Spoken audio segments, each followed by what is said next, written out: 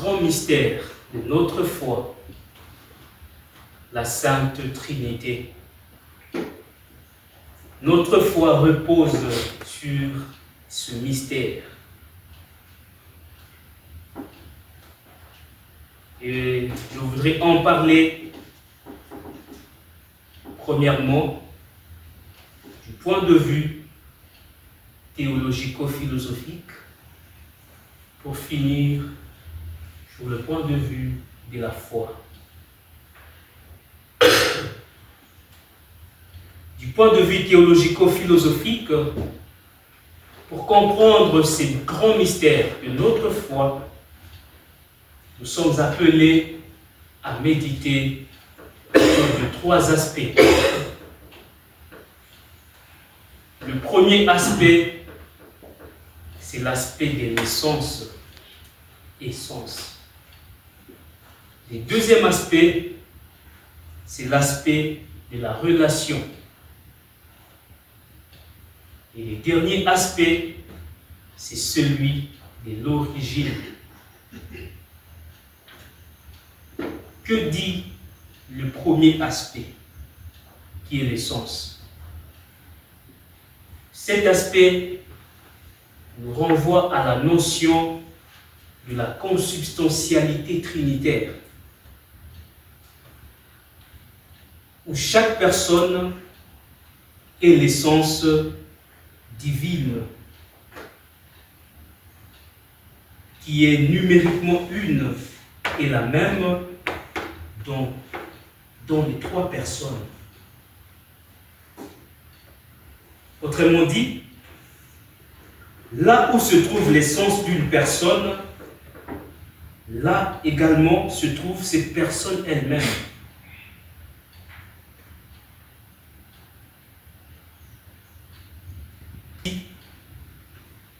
Puisque l'essence du Père se trouve dans le Fils et dans l'Esprit Saint, le Père lui-même est dans le Fils et dans l'Esprit Saint, et inversement.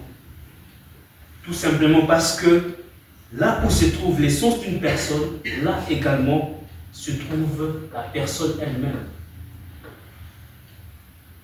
Voilà pourquoi l'essence du Père, en se trouvant dans les Fils et dans l'Esprit, la présence du Père est affirmée dans les Fils et dans l'Esprit, et inversement.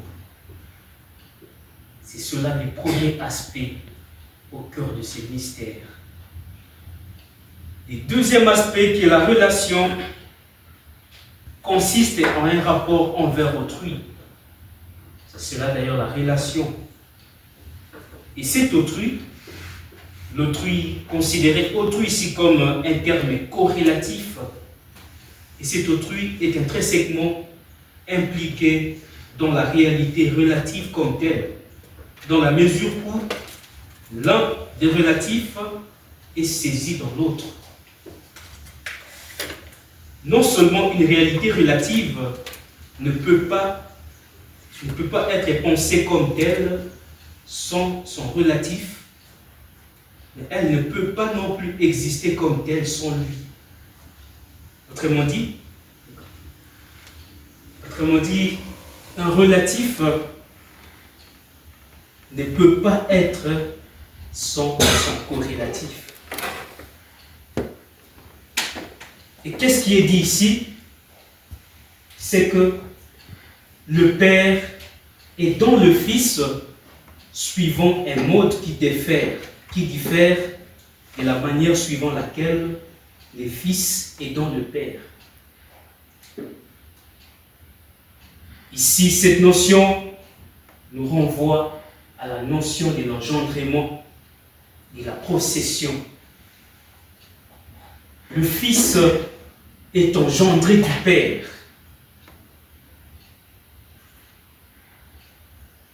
Et ce Fils porte l'essence du Père. Il est Dieu. Et l'Esprit Saint, lui, procède du Père et du Fils et porte en lui l'essence du Père. Et l'Esprit Saint est Dieu. C'est cela le deuxième aspect. Et le troisième aspect, qui est l'aspect de l'origine. L'origine nous renvoie à la question du verbe. Le verbe sort du Père. Nous le savons. Le verbe sort du Père. Mais qu'est-ce qui se passe? En sortant du Père, il demeure dans le Père. Donc le verbe sort du Père tout en demeurant en lui.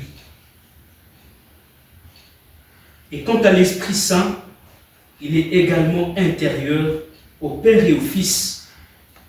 Il ne procède pas au dehors du Père et du Fils, mais il demeure dans le Père et dans le Fils, de qui il procède. Vous serez d'accord avec moi? Dans les réalités corporelles, la chose qui sort d'une autre n'est plus en celle-ci. Dès qu'une chose sort d'une autre chose, elle n'est plus dans cette chose-là. Pourquoi? Parce que la chose, puisque quand elle sort par une séparation, je dirais, d'essence, peut-être des lieux. Mais en Dieu, cet aspect est à considérer autrement. La sortie en Dieu n'a pas des lieux de cette façon. Pourquoi? Parce que le Fils est éternellement sorti du Père, de telle manière cependant qu'il est éternellement en lui. En sortant éternellement du Père, le Fils demeure éternellement dans le Père.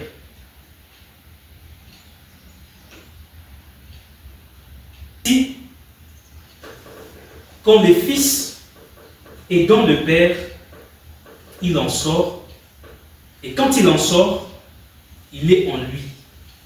Cette notion a à dire, tout simplement que, lorsque nous disons que les personnes sont plusieurs, en un seul Dieu, nous signifions ces personnes, en même temps nous signifions l'indivisibilité qui existe en elles. Parce que par définition déjà, la multitude est constituée d'unité. Pour que l'on parle de la multitude, il faut qu'il y ait une liaison d'unité. Voilà pourquoi en affirmant la multitude, on affirme l'indivisibilité du Père, du Fils et de l'Esprit Saint.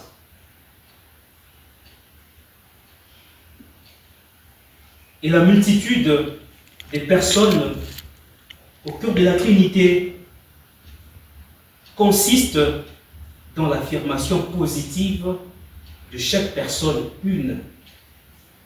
Et en ajoutant que chaque personne se distingue réellement des autres personnes en vertu de relations. Autrement dit, la personne est indivise en soi. Donc en Dieu, la personne des dieux est indivise en soi. Et cette personne n'est pas une autre. C'est-à-dire que l'unité en Dieu n'exclut pas la pluralité, comme la pluralité n'empêche pas l'unité. Une sorte de circumcision dans cette relation. Et du point de vue de la foi, qu'est-ce que cette notion a à nous dire? Du point de vue de la foi, nous avons affaire à deux notions. La notion de la révélation et la notion du don de la grâce. La révélation, pourquoi? Parce que Dieu se présente comme Dieu le Père se présente comme celui qui crée. Il se présente comme celui qui crée. Il crée pour quelle raison? Il crée pour se révéler à nous. Dieu crée pour la simple raison de se révéler à nous. Il veut se révéler à nous. Et que fait le Fils? Le Fils s'incarne. Il s'incarne pourquoi? Il s'incarne pour concrétiser ce projet de Dieu, le Père. En faisant quoi? En sauvant l'humanité. En sauvant l'humanité. Donc le Fils concrétise le projet de Dieu le Père par l'acte de sauver. Et que fait l'Esprit? L'Esprit confirme ce don de la grâce reçue grâce à cet acte de sauver. Ils ont un même projet, mais chacun se déploie différemment dans la réalisation d'un même projet. Et dans leur mission, la personne du Père, la personne du Fils, la personne de l'Esprit Saint sont réellement présentes selon leur distinction hypostatique et selon leur unité essentielle.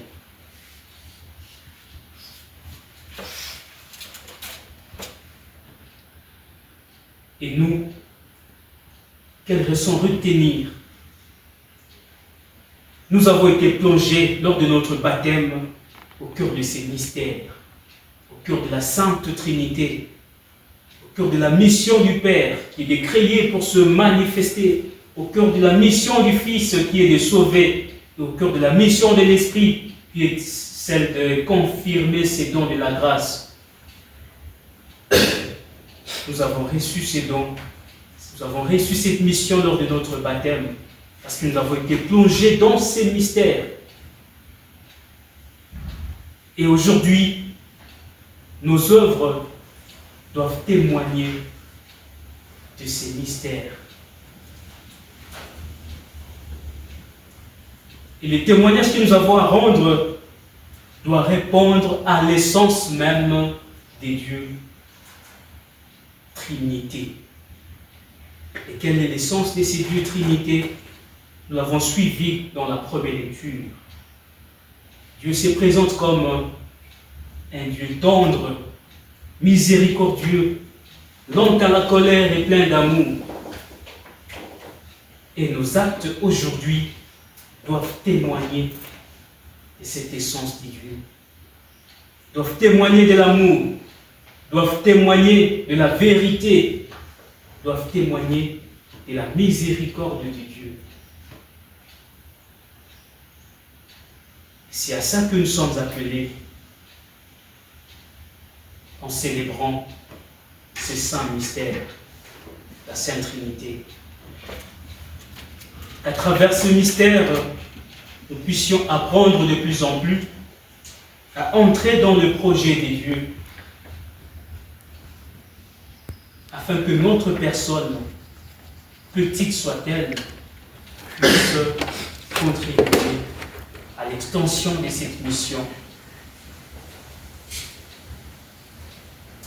afin que, à travers nos actes, les actions de Dieu puissent se confirmer, afin qu'à travers notre petite personne, l'œuvre de Dieu puisse grandir,